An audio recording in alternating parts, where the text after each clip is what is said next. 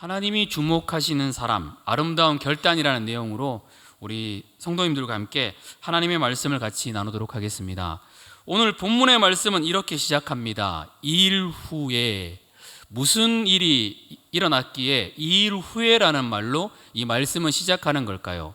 에스라서 1장부터 6장까지는 스룹바벨에 의한 성전 재건했었던 이야기들로 기록되어 있습니다.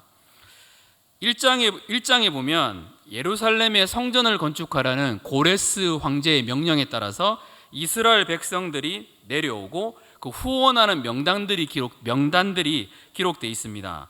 2장에는 그런 움직임에 동의하여 예루살렘에 올라온 사람들의 명단, 1장은 후원자들의 명단이라면 2장은 후원자들의 명단이 기록되어 있고, 3장에서 보면 이제 그 사람들을 말미암아 성전의 건축이 시작되었다는 것들을 보여주고 있습니다. 근데 4장에 보면 그 성전을 건축하는데 수많은 반대들이 있다라는 이야기들을 이야기하고, 5장 6장에서는 그럼에도 불구하고 하나님의 도우심으로 말미암아 성전 공사가 다시 재개되어서 드디어 성전이 완성되는 영광스러운 그 과정이, 감격스러운 사건이 이루어지고 있음을 묘사하고 있습니다. 솔로몬 성전이 파괴된 뒤에 다시 하나님의 성전이 완성이 되었습니다. 이스라엘 백성들 가운데 감격이 있었습니다. 2일 후에, 이 성전이 건축되는 2일 후에 있었던 일을 에스라서 7장 말씀은 기록하고 있습니다. 근데 이 말씀 후의 내용이 좀 당혹스럽습니다. 왜냐하면 이렇게 표현합니다. 2일 후에 바사왕 아닥사스다가 왕위에 있을 때에 라는 말로 시작합니다. 2일 후에 스룹바벨을 통해서 성전이 건축되는 데까지는 이해가 되는데, 2일 후에 아닥사스다가 왕위에 올랐을 때에 이 내용에서 시간의 간격이 굉장히 많아졌다는 것들을 보여주고 있습니다. 아닥사스당 제7년은 BC 458년이고 성전이 건축된 것은 다리오 1세 때니까 515년, 그러니까 얼마나 정도의 시간이 지났는가 하면 무려 58년의 시간이 지났다는 겁니다. 성전이 건축되고 난 다음에 바로 하나님의 역사가 일어나고 이런 스토리를 기대할 수 있었을 건데, 그게 아니라 무려 60년의 시간이 지났다라고 성경은 말해주고 있습니다. 두 세대의 시간인 거죠. 이 기간 동안에 페르시아 왕은 2번이나 바뀌었고, 저희가 에스더를 봤던 것처럼 이스라엘 백성들은 에스더에 기록되어 있는 것처럼 이 심한 위기, 그 위기의 상황을 극복하고 있었습니다. 이 사건이 지나갔습니다. 무려 60년에 가까운 시간. 이스라엘 백성들은 성전을 짓고 난 다음에 이런 마음이 있었을 것입니다. 우리가 성전을 지었다. 와, 하나님이 놀라운 일을 이루실 거다. 드디어 우리는 강한 나라가 될 것이고 우리의 삶에 치유가 일어날 것이고 우리는 출애굽한 것처럼 가나안 땅에 나간 것처럼 다시 돌아왔기 때문에 하나님의 축복받는 백성의 삶을 살아갈 것이다라는 확신이 있었을 것입니다. 그런데 무려 60년 동안 아무런 응답이 없게 보여지게 되었습니다. 나아진 것이 보이지가 않습니다. 뭐가 괜찮아졌지? 치유와 회복은 과연 일어났던 걸까? 하나님의 말씀을 듣고 올 때는 큰 힘이 났는데, 약속이 이루어져야 되는데 약속은 이루어지지 않고, 세상은 크게 달라지지도 않고, 세월은 무려 60년이라는 시간이 지났습니다. 하나님은 약속을 잊어버리신 것은 아닐까? 이러한 마음이 이 글을 읽는 원독자들의 마음에는 들었었습니다. 하지만 하나님께서는 이 약속을 잊지도 않으시고 포기하지 않으셨습니다. 오늘 본문에 기록된 것처럼 하나님은 당신의 계획을 이루기 위해서 한 명의 하나님의 사람에게 주목하고 계십니다. 그 내용이 1절부터 기록되어 있습니다. 우리 1절의 말씀을 한번 보겠습니다. 같이 한번 읽어보겠습니다. 시작. 2일 후에 바사왕 아득사스다가 왕위에 있을 때에 에스라라 하는 자가 있으니라. 그는 스라야의 아들이요 아사라의 손자요 힐기야의 증손이요. 이 사람은 누굴까요? 에스라라는 사람입니다. 하나님이 성전 건축 이후에 이스라엘의 부흥을 위해서, 회복을 위해서 이 에스라라는 사람을 준비시키고 계셨습니다. 이 에스라에 대한 내용을 무려 1절부터 5절까지의 내용을 기록합니다. 성경의 구조를 보면 증손까지 소개하면 뭐 조부까지 보통 소개하는데 이 소개는 어디까지 소개되는가 하면 무려 16대까지 소개하게 됩니다.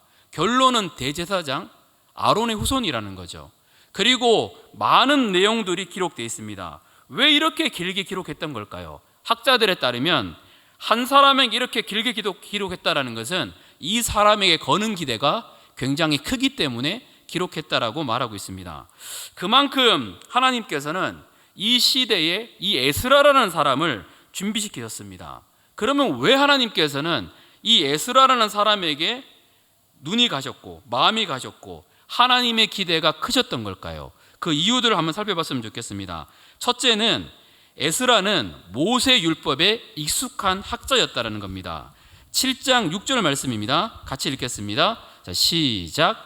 이 에스라가 바벨론에서 올라왔으니 그는 이스라엘의 하나님 여호와께서 주신 모세의 율법에 익숙한 학자로서 그의 하나님 여호와의 도우심을 입음으로 왕에게 구하는 것은 다 받는 자이더니.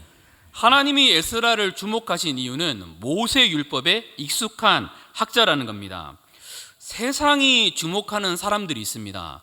어쩌면 저희 주변에도 그런 놀라운 사람들이 있을 수 있습니다. 제가 지금까지 만났던 분 중에서 굉장히 대단했던 분 중에 한 분은 11개 국어를 합니다. 한번 보면 거의 기억할 정도로 굉장히 두뇌가 뛰어난 분이 있습니다. 이런 분한테 보통 사람들이 관심이 가지 않나요? 아니면 재정이 풍부한 사람, 돈이 가득한 사람, 능력이 있고 엄청난 스포츠 스타, 노래를 너무나 잘하는 사람, 대단한 기술을 가진 사람에게 세상 사람들은 집중하고 관심을 갖습니다. 그런데 하나님은 좀 다릅니다. 뭐라고 기록되어 있는가 하면 이 에스라에 대해서 율법에 익숙한 학자라고 기록되어 있습니다.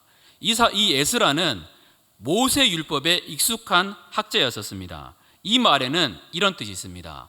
모세 율법에 익숙하다는 것은 하나님은 하나님의 뜻을 명확하게 더 아는 자에게 하나님의 시선을 주목한다라는 겁니다.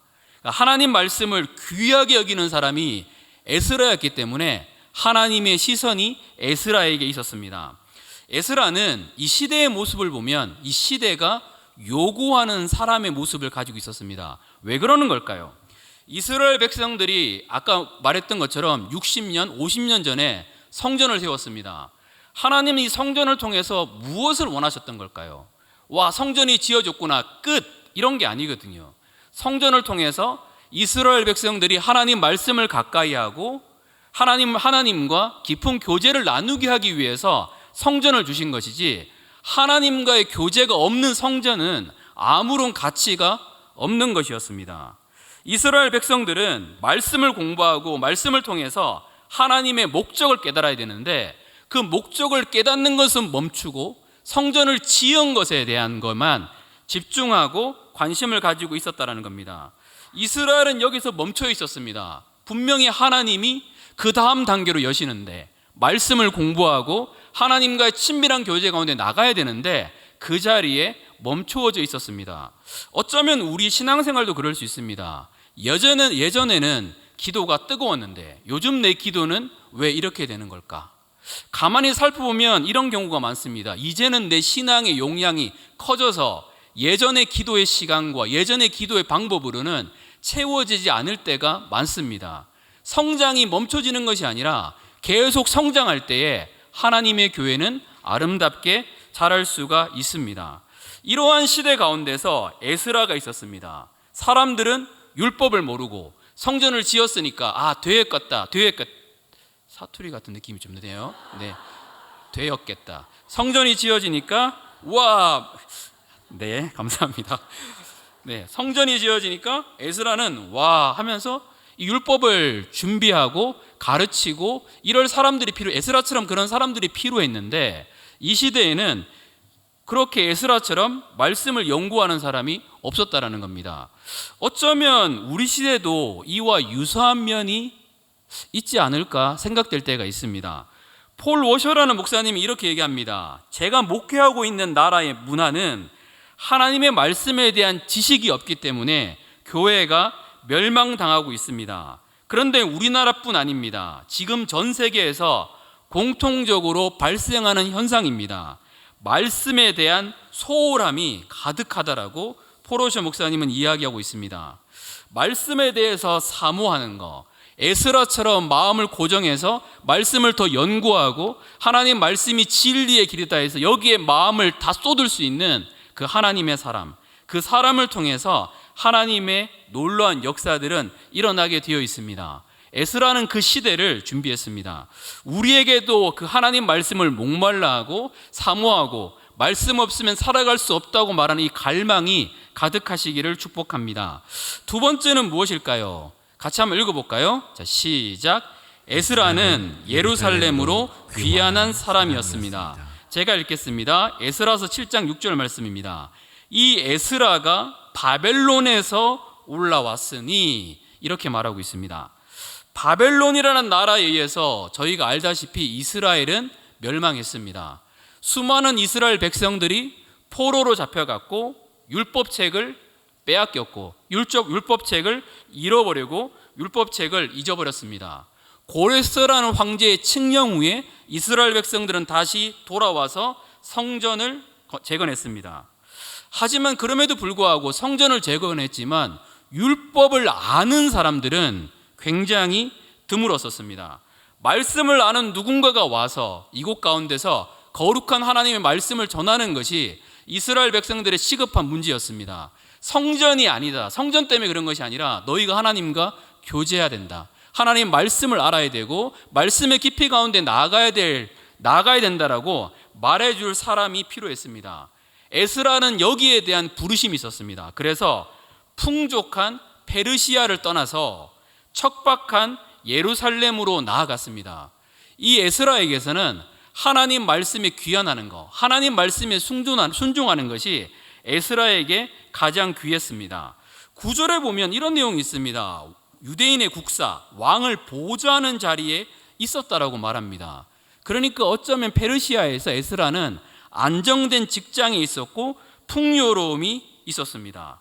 편안한 삶이 주어졌지만 에스라는 어디에 마음이 가는가 하면 하나님의 마음이 가는 곳에 에스라의 마음도 있어서 주님이 말씀하시면 내가 순간의 편안함을 잃어버려도 담대하게 하나님의 말씀에 순종할 수 있었습니다. 그래서 페르시아에서 예루살렘으로 내려놓고 기쁨으로 이 길을 갑니다. 그런데 여기서 우리의 어쩌면 질문이 있습니다. 하나님 말씀에 순종하는 길이 늘 즐겁고 늘 행복한 걸까요? 때로는 어쩌면 그러지 않을 때도 있습니다. 그런데 어떻게 에스라는 이 걸음을 기쁨으로 순종하고 나갔던 걸까요? 여기에 대해서 성경에서는 두 가지를 이야기합니다. 반복되게 이야기하는데 첫째는 무엇을 이야기하는가 하면 하나님 여호와의 도우심을 입음으로, 하나님 여호와의 도우심을 입음으로라고 강조하고 있고, 두 번째는 무엇인가 하면 하나님의 선한 손의 도우심을 입어라고 표현하고 있습니다. 에스라가 하나님의 말씀에 순종할 수 있었던 힘은 어디로 비롯되는 걸까요? 대부분의 학자들은 이렇게 얘기합니다. 여호와 하나님의 손에 도우심이 있기 때문에 왕에게 호의를 얻어서 원하는 것을 다 얻어냈고, 여호와 하나님의 선하신 도우심이 있었기 때문에 이 쉽지 않은 여정에도 불구하고 기쁨으로 순종했다라고 말하고 있습니다. 우리는 어떠한 힘으로 말미암아 하나님의 말씀에 순종할까요? 우리의 힘으로 순종할 수 있는 사람은 아무도 없습니다. 대부분의 사람들이 결정하면 작심삼일로 끝나는 경우들이 많이 있습니다. 하지만 이것이 이어지는 길은 하나님이 우리의 결단을 붙잡아 줘야 되는데, 그 결단의 붙잡음을 성경에서는 하나님의 선한 손의 도우심이라고 말하고 있습니다. 하나님의 도우심으로 말미암아 우리는 하나님의 뜻을 순종할 수 있는 힘을 얻게 되어 있습니다. 고옥하는 목사님이 이렇게 이야기합니다. 우리에게 하나님의 순종함을 잃어버릴 힘이 없을 때에 우리는 어떻게 해야 되는가 하면 십자가를 묵상하라고, 십자가의 그리스도를 묵상하고 예수 그리스도의 부활을 묵상하면 우리에게 알 수 없는 힘과 진정한 힘이 일어난다라고 말하고 있습니다. 무엇을 해야지 하는 순간 더 안 하게 되어 있지만 예수 그리스도를 묵상하면, 특히 그분의 십자가와 부활을 묵상하면 우리 삶 속에서는 순종할 수 있는 힘이 일어나게 되어 있습니다. 신지혜 씨라는 분이 계신데요, 오락 프로그램에서 우연히 이렇게 오락 프로그램에 이렇게 등장했는데 이분은 골프 선수시잖아요. 별명을 보니까 파이널 퀸, 역전의 여왕, 골프 여제 이렇게 되어 있으시더라고요. 제가 골프를 모르는데 LPGA 브리티시 오픈 우승을 포함해서 세계 랭킹 1위에 오르는 기염을 토했다고, 그리고 부상과 슬럼프로 힘들었지만 JLPGA라는 곳에 전격으로 전향해가지고 3관왕을 차지해서 골프 여제의 위엄을 뽐냈다라고 이야기하시더라고요. 여기에는 전혀 관심이 없어요. 개인적으로요. 어디에 관심이 있었는가 하면 이분의 별명입니다. 성실의 여왕. 이게 경기가 끝나고 나면 보통 쉬어야 되는데 이분은 늘 훈련해요. 늘 최선을 다해 훈련하고 열심히 나가는 이 모습이 마음이 이렇게 다가오더라고요. 그런데 이분에 대한 이야기가 어느 예능 프로그램에서 아주 옛날에 등장했는데 이 얘기를 들어보니까 이분은 그렇습니다. 아버님이 개척교회 목사님이셨습니다. 개척교회 목사님이셨는데 한 달 사례가 개척교회니까 85만 원이셨다라고 이야기하시더라고요. 본인이 골프를 하고 싶은데 이 재정으로 골프를 할 수가 없었습니다. 시간이 지날수록 빚이 늘어났습니다. 중학교 3학년 때 어머니가 두 동생과 함께 교통사고를 당했습니다. 너무 아픈 일인 거죠. 그리고 어머니는 하나님 나라로 가셨습니다. 두 아이가 있었는데 이 동생들이 목이 이렇게 돌아갔다 그러더라고요. 그래가지고 병원에서 1년 동안 치료받았습니다. 동생들 치료하고 본인도 치료받고 왔었을 때에 퇴원할 때 병원비를 청산하고 남은 돈이 그 당시 돈으로 1,700만 원이었다라고 이야기하고 있습니다. 근데 이 얘기를 하시다가 이 얘기를 하면서 이제 아버님 얘기를 했는데 아버지가 자기를 이렇게 부르셨대요. 부르고 이런 말을 했다고 합니다. 딸아, 아빠는 이 1,700만 원 너한테 다 올인하고자 한다. 너 이 돈을 가지고 골프 했으면 좋겠다. 이렇게 이제 이야기를 하시는 거예요. 그리고 난 다음에 신지혜 씨가 그때 방송에서 이런 말을 했습니다. 엄마 목숨값으로 골프를 쳤어요. 어머니의 목숨값으로 골프를 쳤다는 마음이 있으니까 게으를 수가 없습니다. 온 마음을 다해서 골프를 칠 수 있었습니다. 마찬가지인 것 같습니다. 어쩌면 우리도 마찬가지입니다. 딸아, 아빠는 이 1,700만 원 너한테 올인하고 했었던 것처럼 예수 그리스도는 자신의 생명을 우리에게 올인했습니다. 그리고 예수님은 동일하게 우리가 살아가는 이유를 예수 그리스도의 목숨값으로 살아간다라고 말씀하고 있습니다. 우리에게는 예수 그리스도의 목숨값이 있습니다. 하나님의 아들이 나를 위해 죽으셨습니다. 그리고 하나님의 아들이 나를 위하여 부활하셨습니다. 이 목숨값을 생각하면 게으르다가도 일어날 수 있는 힘이 생기고 오늘 하루는 포기하겠다라는 마음이 들다가도 다시 한번 도전해야겠다라는, 다시 순종의 길을 걸어야겠다라는 그러한 마음이 듭니다. 에스라가 하나님의 도우심으로 이 순종의 삶을 이룬 것처럼 우리도 예수 그리스도를 묵상함으로 하나님의 도우심으로 순종의 삶을 이루시는 우리 성도님들이 되시기를 축복합니다. 마지막 세 번째는 무엇일까요? 같이 한번 읽어볼까요? 자, 시작. 에스라는 공동체를 생각하는 사람이었습니다. 에스라서 7장 10절 말씀입니다. 같이 읽겠습니다. 에스라가 여호와의 율법을 연구하여 준행하며 율례와 규례를 이스라엘에게 가르치기로 결심하였었더라. 아멘. 에스라가 여호와의 율법을 연구하여 준행하며 율례와 규례를 이스라엘에게 가르치기로 결심했다라고 본문의 말씀은 기록하고 있습니다. 이 말씀을 연구했던 것을 에스라는 개인에게만 머무르지 않습니다. 자신에게만 가르치는 것이 아니라 이것을 이스라엘에게로 가르치기로 결심했다라는 것은 늘 공동체를 향한 마음이 에스라에게 있었습니다. 내가 얻은 하나님의 사랑의 풍성함, 나를 위하여 십자가에 죽으시고 예수 그리스도의 생명으로 살아가는 은혜가 크다 보니까 에스라는 이 생명을 공동체에게 채우고 싶어서 더 말씀을 연구하고 더 말씀을 깊게 순종하고 나아갔습니다. 학자들은 이렇게 이야기합니다. 에스라가 어떻게 그렇게 하나님의 도우심을 얻을 수 있었던가? 그 긴 시간 동안 어떻게 그렇게 말씀을 연구했는가? 여기에 대해 학자들은 뭐라고 얘기를 하는가 하면 그것은 에스라에게 공동체를 사랑하는 마음이 있었기 때문이라고 말하고 있습니다. 하나님은 지금도 공동체를 사랑하는 사람들을 부르고 계십니다. 하나님의 마음은 성경에 보면 공동체에 있습니다. 교회에 있다라는 것들을 볼 수가 있습니다. 그래서 공동체에 대한 강조된 구절이 많습니다. 히브리서를 보면 어떻게 될까요? 모이기를 패하는 자들의 습관과 같이 하지 말고 그 위기의 시기 가운데 모여서 하나님께 나아가라라고 성경 말씀은 우리에게 말해주고 있습니다. 전도서 4장은 무엇을 얘기할까요? 한 사람이면 패하겠거니와 두 사람이면 능히 당하나니 삼겹줄은 쉽게 끊어지지 아니한다라고 말하고 있습니다. 나 혼자 힘으로 살아갈 수 없기 때문에 교회가 함께 나갔을 때 든든하게 나아갈 수가 있습니다. 마태복음은 이렇게 이야기합니다. 두세 사람이 내 이름으로 모인 곳에는 나도 그들 중에 함께 있느니라. 하나님의 깊은 임재를, 하나님의 깊은 사랑을 경험하는 것은 공동체가 함께 모여서 주님을 예배하는 것이라고 말하고 있습니다. 베드로는 또 어떤 이야기를 할까요? 베드로가 이런 고백을 합니다. 주는 그리스도시요 살아계신 하나님의 아들입니다. 그러니까 주님이 이렇게 말씀하십니다. 내가 이 고백 위에 교회를 세우겠다. 그리고 메고 푸는 권세를 주시겠다라고 말씀하고 있습니다. 이스라엘 백성들이 아는 메고 푸는 권세는 말씀을 해석할 수 있는 권리를 이야기합니다. 질서를 이야기합니다. 하나님은 교회를 통해서 질서 있게 하나님의 나라를 이루는 것을 기뻐하십니다. 에베소서는 더 나아가 이렇게 말합니다. 나는 교회를 통해서 나의 아름다운 일을 이루신다라고 말씀하고 있습니다. 늘 성경에 보면 하나님의 관심은 교회에 가 있습니다.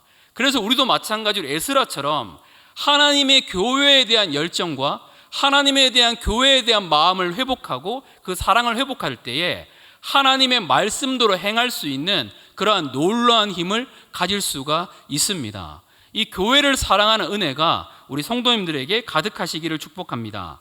한옥 목사님이라는 분이 세상 중심에 서다라는 책을 쓴 적이 있습니다. 여기에 보면 1907년도에 일어났었던 평양 장대영 교회의 부흥성회에 대해서 말해주고 있습니다.